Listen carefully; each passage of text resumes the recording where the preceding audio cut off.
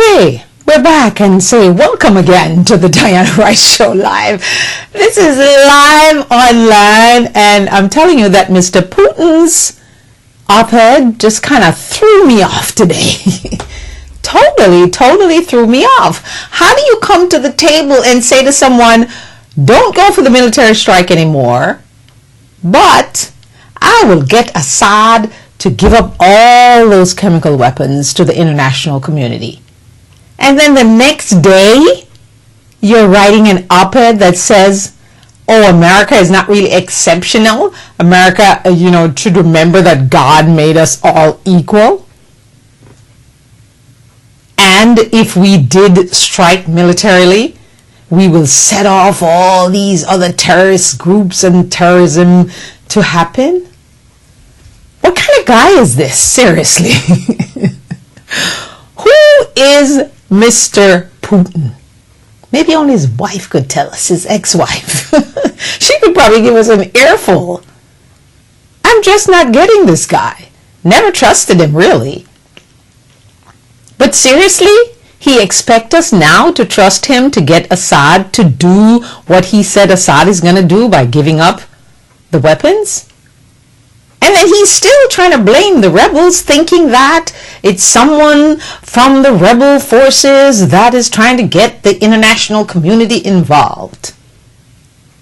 So whose credibility is on the line right now, President Putin? I think it's your reputation that's on the line.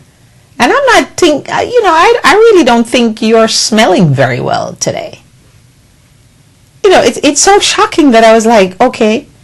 And then we have Pope Francis, who I dearly love and like what he's doing to spark the energy and the interest in the Catholic Church, even making me want to feel like I want to be Catholic. So, what's up with that? The Pope is willing to put priests being celibate on the table? So maybe now we will see priests getting married? And as someone said today on Morning Joe, that, wow, well, maybe we'll see less sex scandals because now they're allowed to marry. So one priest I thought was quite funny in a piece. He said he became a priest after he got married and had his wife. And someone actually asked him from the congregation, do they allow you to keep your wife when he became a priest?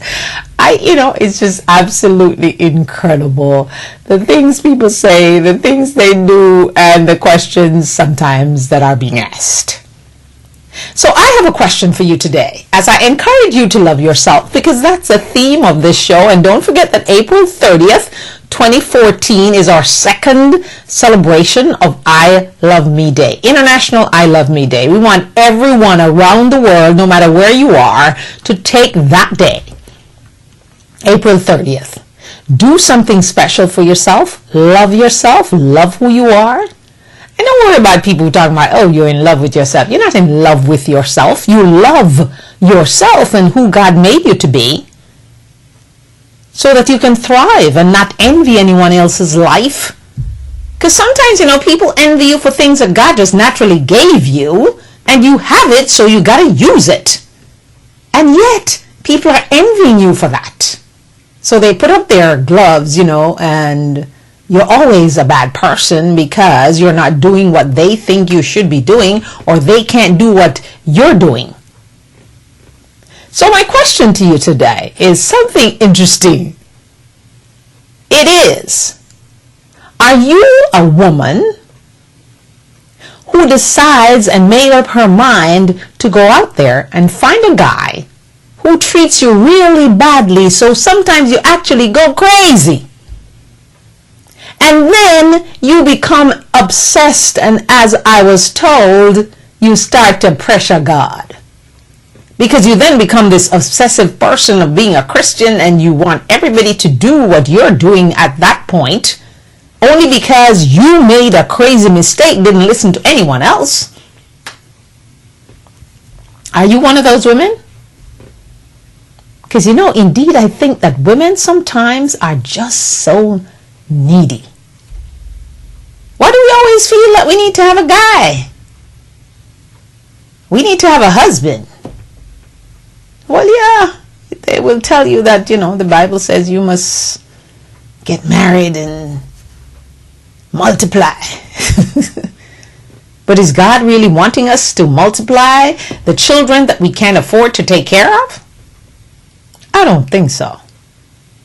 I don't think that God, through his son Jesus, wanted any one of us to have 10 children for 10 different guys, or for even the same guy, and we can't afford to take care of the needs of those children. So we allow them to get into a cycle. And then we sit back and we go, okay, God said I should do that. And we blame everything on God. When things don't go right, we said God didn't want it to happen. When things go right, we say, yeah, God wanted that to happen. So which one is it? What is it?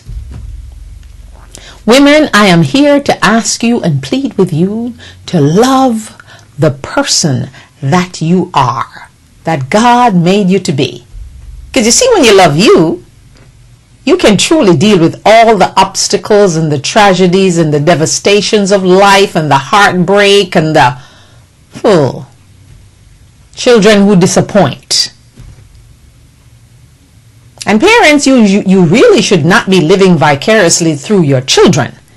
If you wanted to be an actress, don't try to get your child to be an actress because you failed at being one. And that's how the story goes. So as we welcome you from around the world and in the United States, we ask you to look at Putin. Where's your trust level of Putin this morning? I know a lot of people didn't trust him before, so I'm kind of wondering and thinking that the meter is really low today. Isn't it like someone acting like they're your friend today, and then when you turn your back, they kind of just turn the knife and stick it there? Increíble.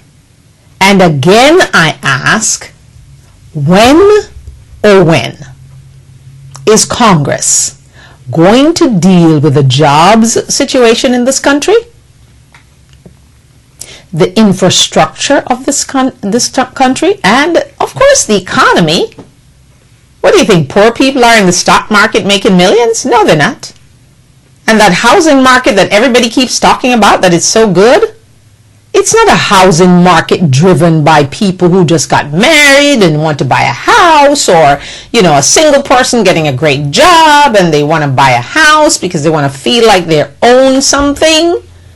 No, it's investors, speculators who are buying up these houses for cash, renting them out and thinking, okay, I'll hold on to them until the market gets good again.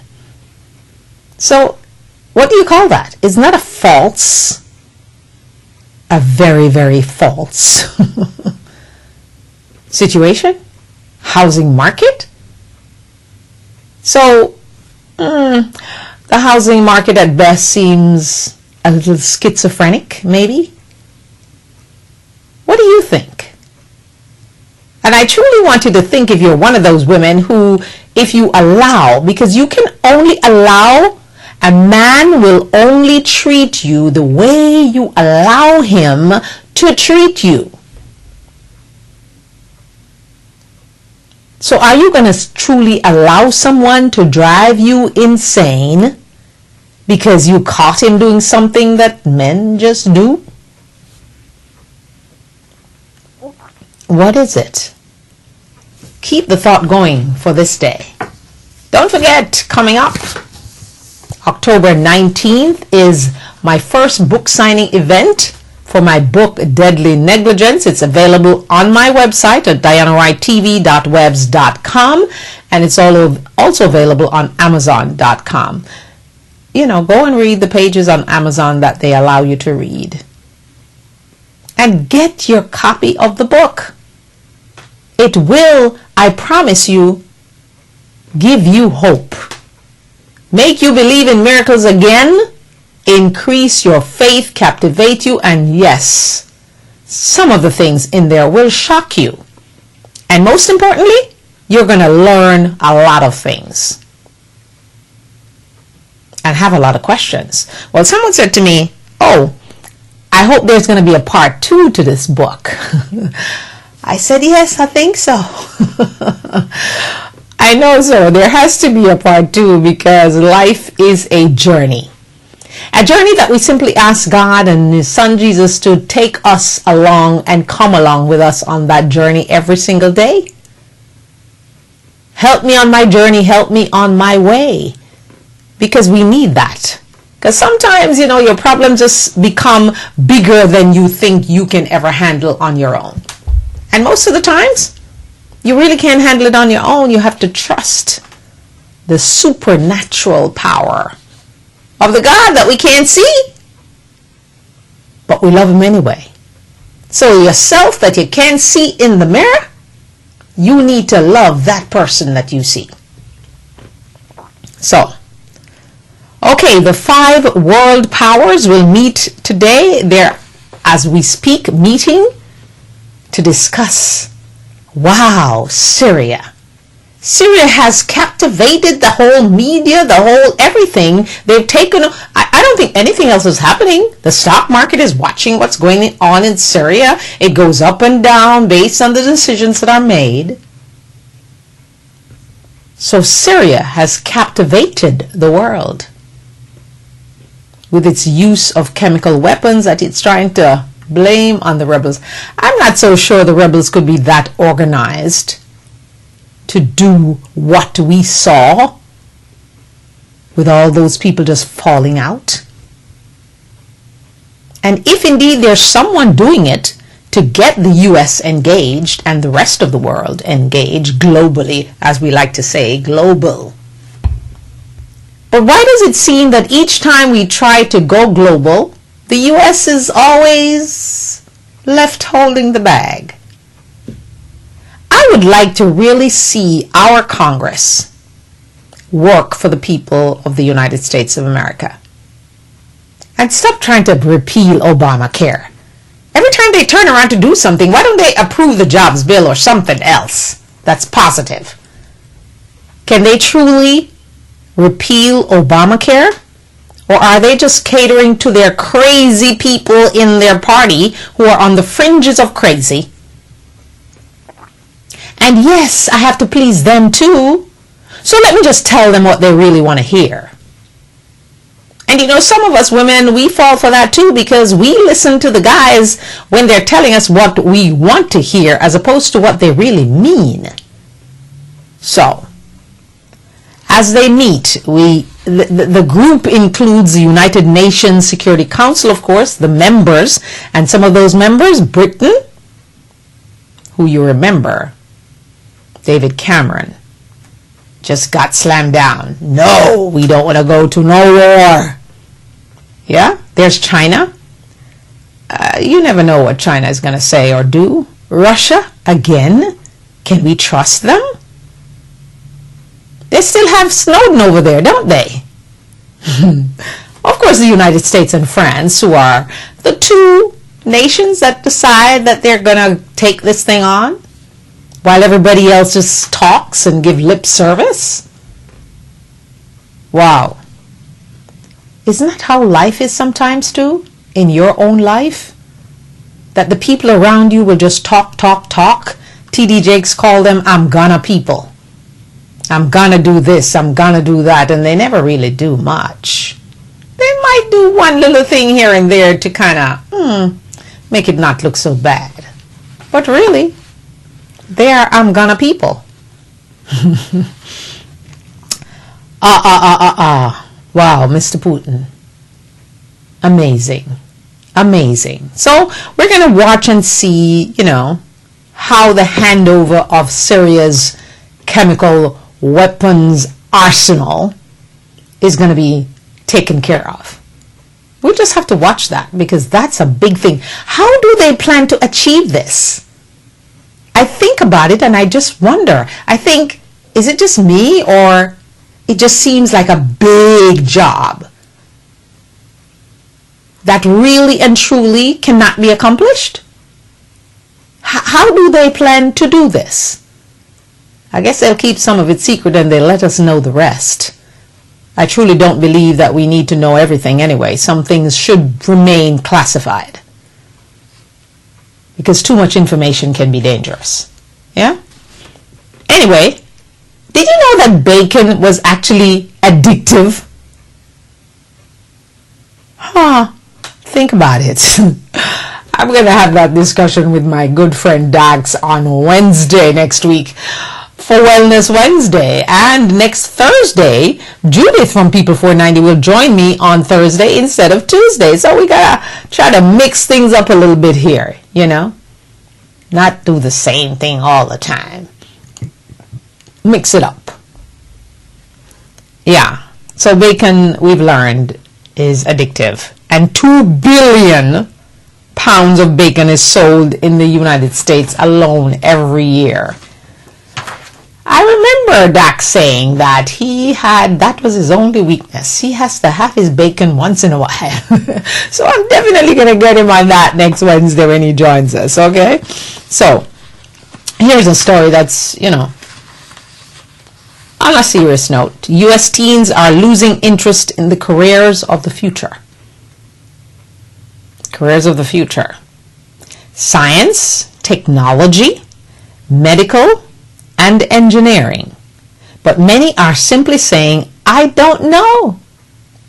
Seriously, I've talked to teenagers who are in college for 2 years. Hi, what would you like to become? I don't know. So when I saw the article, I thought, I need to speak about this because it is important. I don't think children should go to college to try to find themselves. Or you should go to college not knowing what you want to pursue. Even if it means that you don't go to college instantly, immediately, which is really a good thing because you keep that flow, from high school to college. Because sometimes when you get a job, the money becomes a thing and you can't find it in your heart to go back to school because now you're earning money and you can buy your own car, you can rent your own apartment, but can you really? Because if you don't go to college, $7 and seven and a quarter is what you're going to make. They barely want to give you $9. So how do you plan to live? So young people, my plea to you today, when you're in high school, try to search yourself a little. See what you love. What is your passion? What is the thing that you will do for free? But you can still get paid for it. What is that thing that makes your heart go pitter-patter? What is that thing that makes you want to do it all the time and think about it all the time and create and whatever? That is your passion. You should not be in your 3rd year of college and tell me you don't know what you're doing or you don't know what you want to do. And then there's some other children who go to college and they want to be lawyers and doctors and Indian chiefs and maybe an actuary or a physiatrist. My book talks about a physiatrist. That kind of shocked someone. What is that career? Never heard of it. A physiatrist is a rehab doctor that sets up programs for people who've had brain injuries, and for their rehabilitation, they, design the whole thing. And then, the actuary is someone who kind of writes and makes sure all that insurance thing works. They're the insurance gurus, I call them. Very math-driven profession. And then the big thing these days is a PA, physician's assistant, which is not like a medical assistant. This is close to a doctor. You just don't get to be called Dr. So-and-so. But then again, you don't have to have all that liability insurance. And that person who is a PA is working under Dr. So-and-so, but doing the same thing that a doctor does. And getting a pretty good salary for it. So, When it comes to what they want to be when they grow up, a new study shows the study comes as educators. The federal government and business decry the lack of so-called STEM skills among recent grads, raising concerns that America is falling behind in the tools it will need to grow the economy and create jobs in the 21st century. So we are depending on our young people, but are they up to the job? No pun intended. A national sample of teenagers ages 14 to 18 found a 17% drop off in interest in jobs in the STEM or medical field. The study, co-sponsored by a non-profit youth organization, Junior Achievement, that's their study. Of the 1,025 teens surveyed, 30% of the boys and 16% of girls indicated some interest in the STEM careers. The STEM careers, science, technology, engineering. A year ago, 41% of the boys and 21% of the girls were on board. So you see the drop right there. Okay. Medical related jobs including doctor, nurse, dental hygienist, and other jobs also took a hit, dropping to 13% from 30% a year ago. So what do our teenagers really want to do? I guess a lot of them say they want to become like Puff Daddy and, Jay-Z. That's what some of them are aiming for. But that can be a very disappointing task, I think. Teens were allowed to answer yes to more than one category when asked what type of field they'd like to work in. So the overall total exceeds 100%.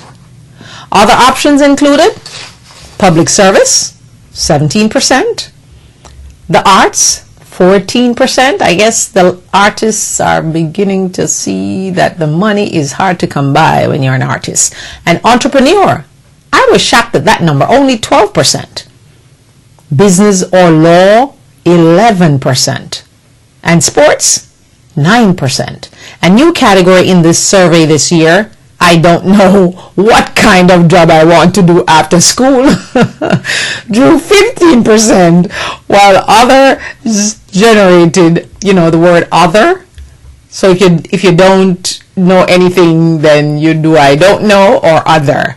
Other generated 11%. So you add those numbers up and see what you get. Very disappointing. The 2013 Teens and Career Survey was co-sponsored, as I said before, by the Junior Achievement, ING US Foundation, and conducted by GFK Public Affairs and Corporate Communications. Yeah, wow. The survey's margin of error is plus or minus 3%, as it normally is, at this 95% confidence level. JA, that's a Junior Achievement, they've been doing this for quite a while, I gather, since 2002, but only polled its own members until 2009 when it switched to a national sample of randomly selected teens. It's not like they, go and say, get my daughter and get this person that I know. The information that's out there is not reaching the kids in terms of the career options that are out there for them. This was said by Jack Kazakowski, the president and CEO of Junior Achievement USA, which trains students in workforce readiness, entrepreneurial skills, and financial literacy. Kazakowski said schools and parents need to talk to students early, so parents, listen up, to make sure they don't grow up with champagne taste and only a beer budget. Wow. Money is the new birds and the bees talk. So parents, I learned a big lesson from this, even though this is something that I do. I talk to my daughter about money, and It doesn't grow on trees. It doesn't come out of the ATM. You got to work for it and then put it in the bank, and make sure you don't spend it all when you get it. You save some for another day. And please, young people, try to have some idea. There's no one on this planet that can tell me they're 19 or 18 and they have no idea what they want to be. I've been getting some of them telling me that, but I don't believe it. I think they have like a dream that they think is embarrassing to say it is their dream. So whatever your dream is, just say it.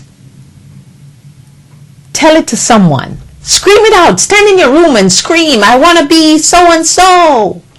Put it in the universe and see what happens. Don't be afraid to say what's truly in your heart and what is your passion. Yeah, now lots of colleges are being forced to say to parents, okay, if you choose this profession, you're not going to earn a lot of money. But if you choose this one, you will earn XYZ. I don't think you should really go into any kind of job situation based on just the money. A lot of nurses are guilty of that these days. They go in because it's a secure job. They earn a decent living. Some of them will tell you no. The hours are long, but security is there. And nurses are really never out of a job. Unless they're in a place that just doesn't need nurses, then they need to move to someplace else. It is just truly amazing. Some of the nurses, remember in the olden days when nurses used to actually care about their patients and take care of their patients, you have to look really hard now to find those kind of nurses. There's some still out there, and most of the times they're older.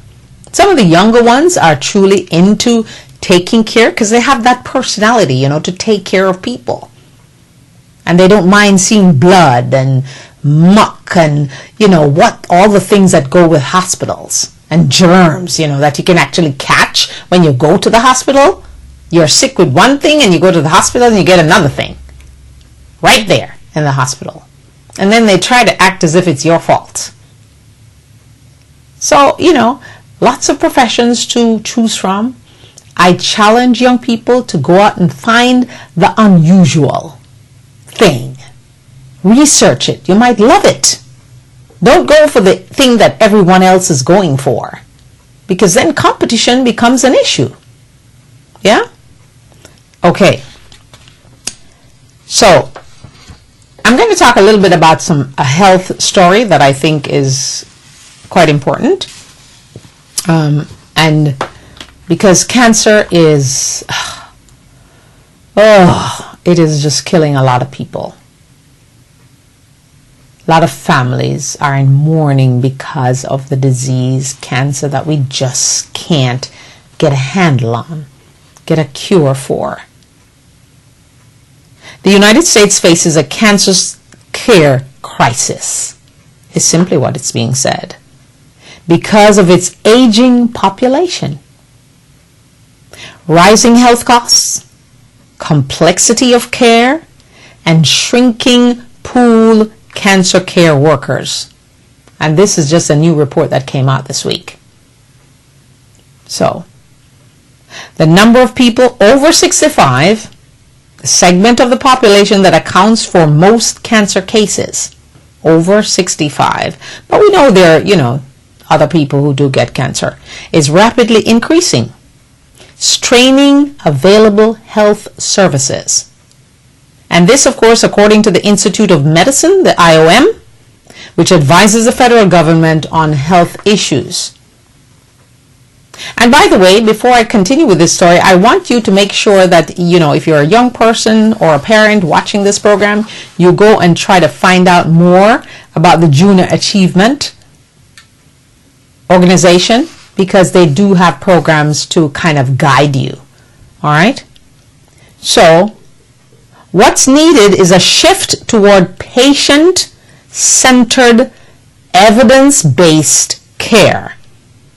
That's what the IOM report is suggesting.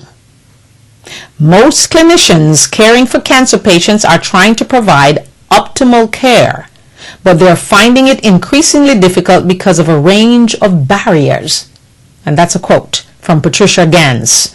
And she's a chairwoman of the committee that wrote the report and a professor of the School of Medicine and School of Public Health at the University of California in Los Angeles. She continues to say, as a nation, we need to chart a new course for cancer care. So what is that new course, we ask? Changes are needed, she said, across the board, from how we communicate with patients to how we translate research into practice to how we coordinate care and measure its quality. And I just want to pause there and talk about a little bit about when a doctor is telling someone they have cancer. It's always amazing to me, or how, if they are even thinking that's the possibility, it's the way these doctors deliver the message too. You know, I don't think anyone should hear that they have cancer if they're by themselves. Someone else should be there unless they just simply want to be alone. It should never be done on the phone. And sometimes you just wonder if doctors just become so accustomed to giving bad news that they take the emotion out of it. So the caring is gone too. And people kind of feel like, oh, okay, so you have cancer. And, we think you have 6 months to live. And I don't know who died and made them God. But, it's just kind of, I think that whole bedside manner of caring doctors is just not there anymore. But doctors will tell you that they try very hard to keep the emotion out of it because otherwise they'd be crying all the time. But I do believe that there has to be a balance there somewhere, where if someone has breast cancer, colon cancer, whatever cancer it is, they're not being told this in a very, nonchalant way kind of thing. And, oh, by the way, we think you only have a year to live. I don't think any doctor has the right to tell anyone that particular part of any statement. Because only God decides when you die. So I think doctors should now adjust their vocabulary and take that part out. Don't tell someone they have 2 days to live or 5 days to live, or, Sometimes they're right. But does anyone truly, really want to hear that? Because I know that people, when they're sick, they go to the doctor and they go, okay, doc, tell me the truth. How long do I have? I've actually witnessed that, okay? How long do I have? What do you mean, how long do you have? The doctor is not God. So how is he going to tell you how long you have? You get your diagnosis, you go home and you pray without ceasing, as the Bible says, until God answers you. And if he's ready to take you home, then there's absolutely nothing you can do about it. But if he's not, you will go into remission and will be well. So why not let us go that route instead? Please, doctors, I'm begging you, please. Take that line out of when you tell people their diagnosis, especially when it's something as a wicked disease like cancer. Lou Gehrig's disease and those horrible things that strike people. Please, let us not do that. More than 1.6 million new cancer cases are diagnosed each year in the United States. Did you know that? And that is expected to rise to 2.3 million new cancer diagnoses per year by 2030. Wow. Soon there may be too few cancer care workers to care for the rising number of people diagnosed with cancer, and training programs lack the ability for rapid expansion. And that's what the researchers are saying. So are there more nurses and doctors that are going to go into the field, the area of oncology? Or are they just afraid of the depression of the whole specialty, because, I guess when people have cancer, they just kind of give up and figure, okay, this is my calling kind of thing. To improve delivery of cancer care, the report recommended improving doctors' core skills in caring for cancer patients, shifting to team-based models of care, and communicating more effectively with patients. I just spoke about that. You cannot tell someone they have a year to live when they have cancer. Well, what do you think that's going to do? That's just going to make them more depressed. I guess some people might be motivated and try to clear their bucket list, like a young person that I know who says he was going to his hometown to check off the things on his bucket list because he was diagnosed with some kind of very rare cancer. And I kept saying, just keep praying, please, don't give up.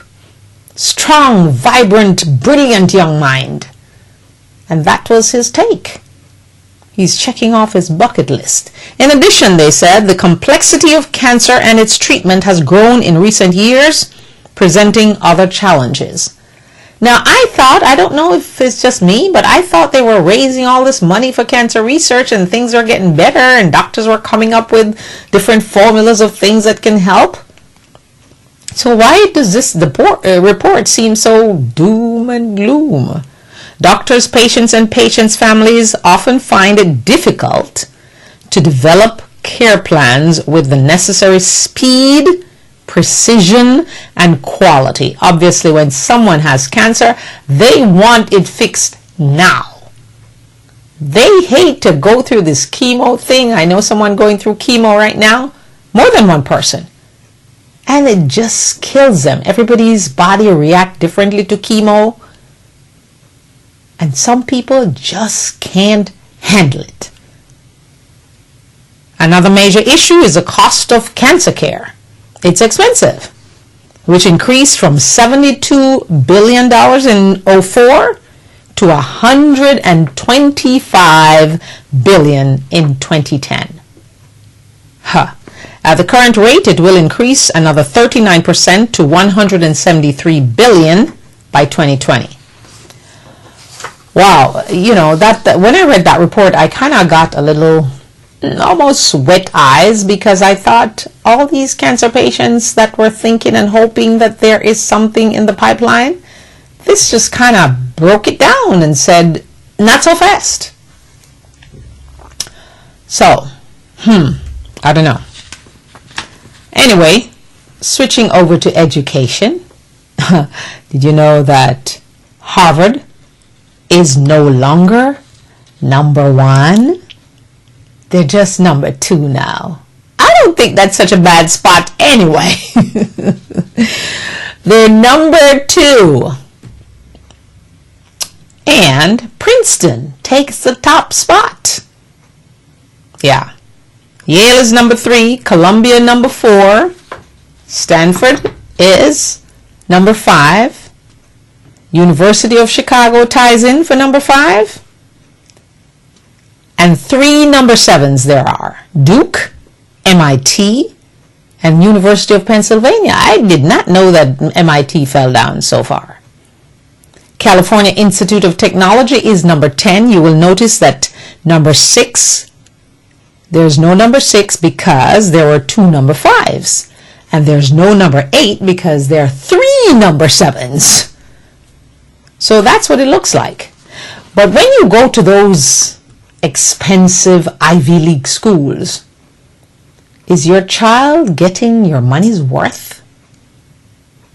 And is that child able to take that education that they receive from Yale or Princeton or Harvard and turn it into a money maker? Or is it most of the times the people who drop out of Harvard, like Zuckerberg, and the other dropout like Bill Gates, who's the richest man? And of course, there's this guy who's paying college students who are brilliant to drop out of college, and he will give them $300,000 to start a company. And he has lots of them dropping out and trying to get that $300,000. I guarantee you, just go online and Google it if you don't believe me. So is college worth it today? I think yes. I think college is worth it because when you leave high school and you go to college, you're bound to learn something new, something more, meet new people, open up your mind, your scope, especially if you go to a school that has an international flair of students from all over the world and all over the country even. So if our children want to go to college, and it should be if they want to, because we can only advise them, we can only guide them, we can't force them to go to college. Not everyone wants to go to college. Not everyone is college material. I remember President Obama saying he wants every child to go to college. Yes, that's a good thing and a good thought. And then crazy, what's his face, talk about, oh, Obama is a snob because he wants everybody to go to college. But if you can't go to college, why should you try to block someone else? I don't care how poor they are, how not so smart they are, or whatever. I have a friend of mine who told me the other day, anyone can be an expert and very smart. Just go on the internet. Anything you don't know, you can find it there. Educate yourself. So let's not call any young person not smart, dumb, or anything like that. Encourage them to love themselves. Encourage them to find their passion.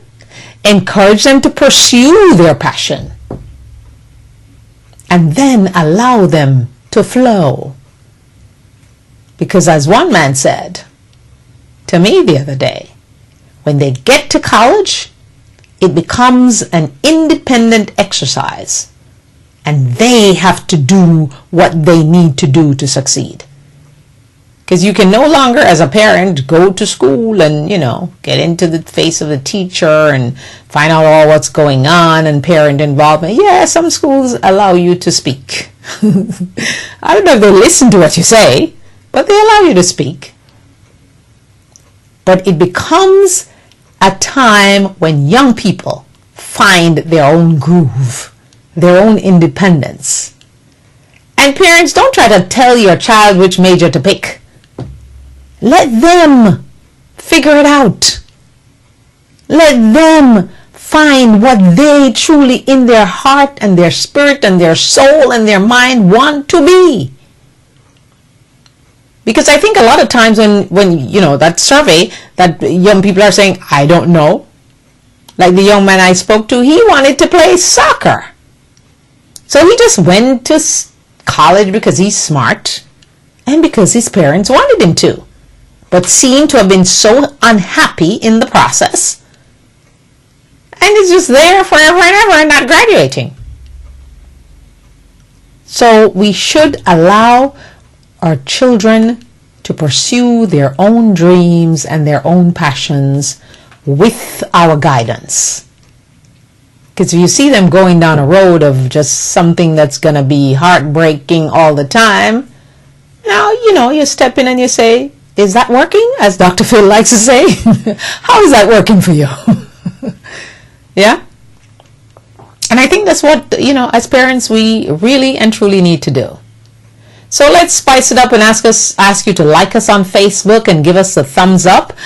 Please follow me on Twitter at Diana Wright Show. That's my Twitter address. And I need someone to explain to me this hashtag thing. What on earth does that mean?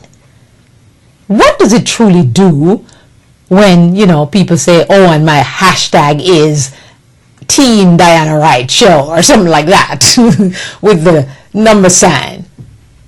What does it really mean? And what does it actually do when you have a hashtag? Could somebody please explain it to me? I need to know. I truly need to know. Okay. Now, in Tennessee just had a very bad week, I think, with the exposure of that cruel woman who adopted all these children, 17 of them, and treat them like animals and ask them to go and dig their own graves and, tell them to run away because she'll make sure the coyotes eat them and that kind of stuff. Just going off memory right now with that story. So here we go in Tennessee again. Tennessee, a black waitress got the receipt back from a customer. It was a table for two. And I guess they didn't think that she deserved to get a tip. So what did they do? Something I think is cruel and crazy. They wrote in the tip line, none. And then in the bottom line where the total, I guess, should have been, they wrote the N-word, nigger. Wow. What do you say to that? Are people still that cruel, that mean-spirited? It really took me back because I thought, my word, we're supposed to be getting better. But we're really not getting better, are we? Are we getting better? Absolutely not. Because if someone, now I'm not sure if both people at the table participated in this effort, or is it just the person that was paying, or did they just have a crazy moment or something? How do you do that to a person and handed the receipt back to the waitress who just happens to be black? And now people are saying, oh, she might have written it in herself, and I don't know. I wonder why she would make that up. She took it to her manager and showed it to them. Is that a story that you make up? It's just like the girl in Switzerland in the store that's saying Oprah made up the story and it wasn't the way she said it. Because all Oprah wanted to do as a black woman, I guess she probably was not dressed up like the princess or the Queen Oprah that she is. She just wanted to look at an expensive pocketbook that she can more than afford. But you see, the sales clerk did not know who Oprah was. So it's about the knowing. And if you have a store and people come into your store, who are you to question whether they can afford it or not? I remember living in Los Angeles and going into the store. Michael Jackson would be in the store looking like a homeless person because he didn't want to be recognized. He wanted to be able to go out and shop, and he did not want to create a scene and a stampede in the store. So that's how he chose to dress. So I wonder now, even though, we heard he was buying things that he couldn't even buy for cash, he was just buying them and having them and getting them because he was Michael Jackson. And that's why when he died, he had so much debt. But now he's out selling the living musicians. So seriously, is this something that is just truly mean-spirited? And almost unforgivable, but you must forgive, because when you forgive, it actually releases you of your anger towards that person that is making you insane. Wow. And Abercrombie and Fitch is not particularly my favorite store. They claim their market is young, hip, whatever. I'd never tried to have my daughter get into the Abercrombie and Fitch kind of thing because of the fact that they don't like to employ minorities and they always seem to have a problem. And yes, they have more problems.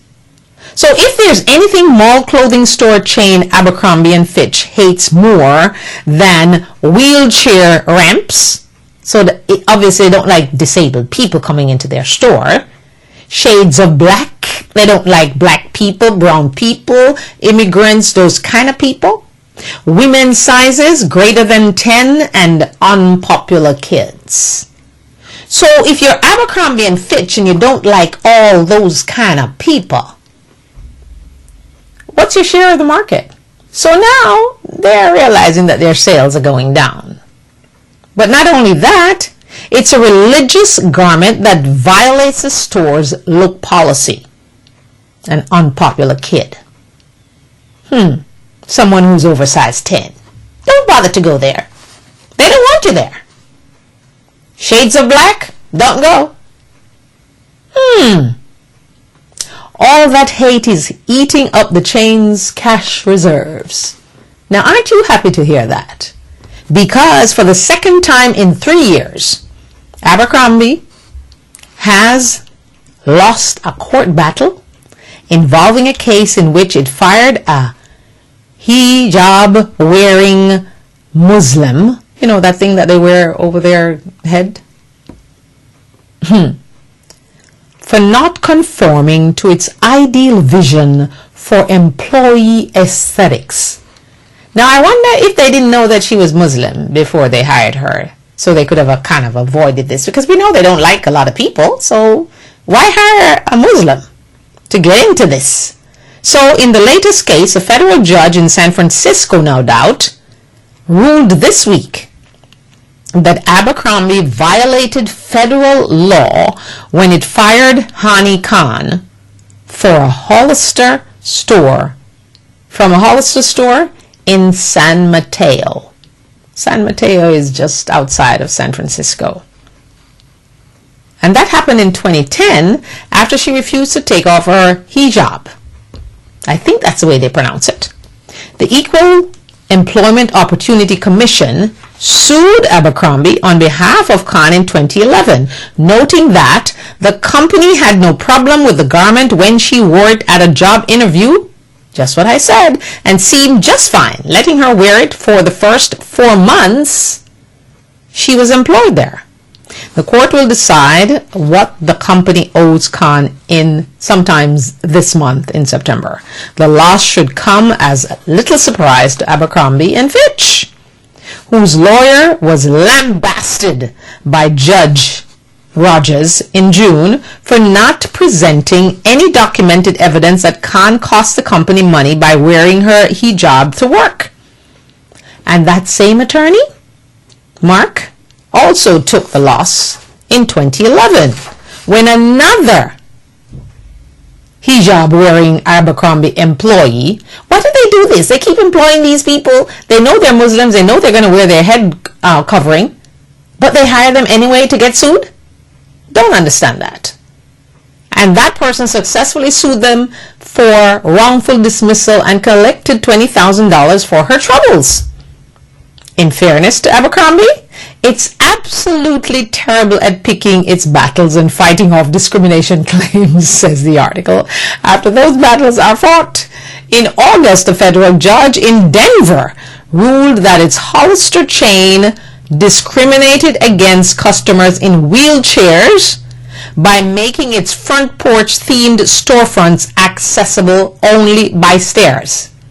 So you mean Abercrombie and Fitch, they hate the disabled too? The judge ruled the chain has until January 1, 2017 to rebuild the entrances so they are wheelchair accessible, which requires upgrading storefronts at a rate of $77 per year. And this according to the Colorado Cross Disability Coalition.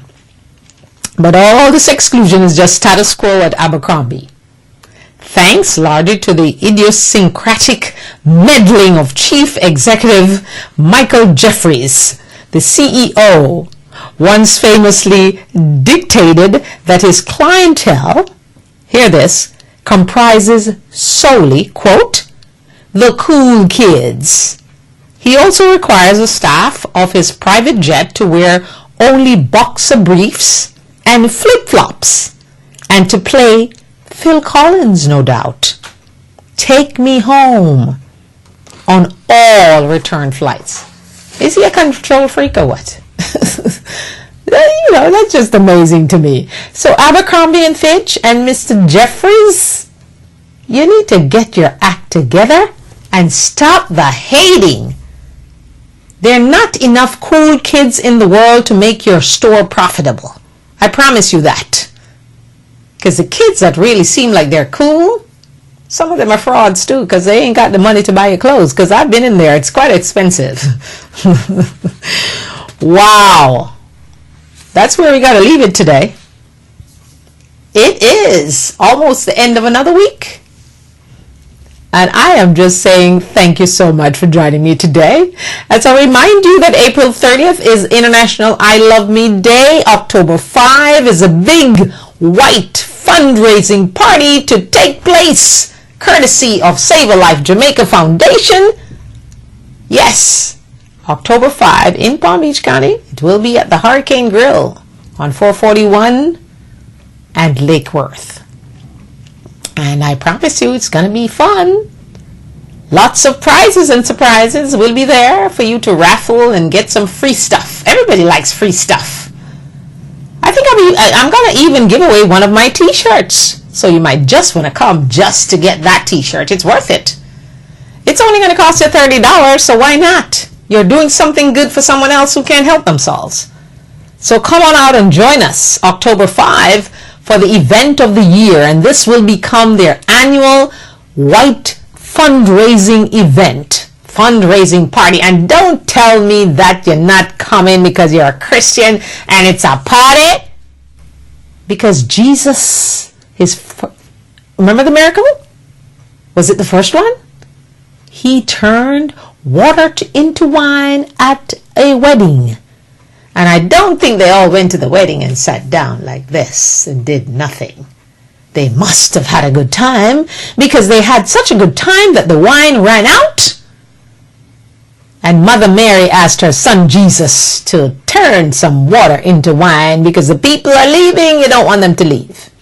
So they must have been having fun while the wine was flowing. So I don't want to hear that, because Jesus had fun too. And he also got angry too. Mad. Turning over the table and chairs and other places, he got mad. So let us not forget that when we kind of quote the Bible. And we like to turn to the Bible for everything, you know. We should enjoy ourselves. And we should live each day like it's our last on earth. Because tomorrow is not promised. And then come October 19th, it's my first book signing event taking place in Plantation at Midtown 24, the Alibi Room, courtesy of Dax Dunn, 700 Southwest 78th Avenue in Plantation. As I said before, it's the only high luxurious building in the Fountains. So it won't be hard for you to find it. And please, I'm asking you to invite 10 friends. And when you come with your 10 friends, I will give you a nice autographed copy of my book. Promise. I think I'll bring my t-shirts too, because I might just be doing something there. Surprise! So join us on the 19th for the signing of my new book, Deadly Negligence. Promising to captivate you, shock you, inspire you, and make you love yourself and your children even more and show some love. Because love is life. So I leave that with you today and ask you to say the 3 magic words. I love me until I see you tomorrow, God's willing. Have a great day and be blessed. And if you're in the rainy places and you're having flash floods like in Colorado, stay safe.